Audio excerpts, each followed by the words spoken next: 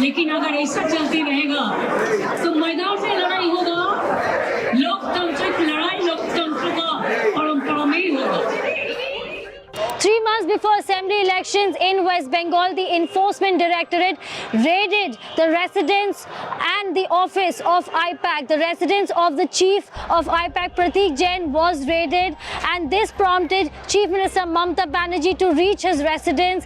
And Mamata said that she had called Pratik Jain, and when his phone went unanswered on Thursday morning, it prompted her to conduct checks and found out that his phone was with ED officials, and that made her go to the house of Pratik Jain. After reaching the IPAC office with senior police officers, Mamata Banerjee went into the office, and while the raids were being conducted, the ED alleges that Mamata Banerjee and senior police officials obstructed the work of the agency and said that she and police officials took away evidence or documents and obstructed their work. Mamata Banerjee, while addressing the press, said that it is the BJP that is doing this, and also spoke about the special intensive revision and about the fact that many voters were being harassed and that the names were being deleted from the list. So Mamata linking the ED raids, the SIR and also harassment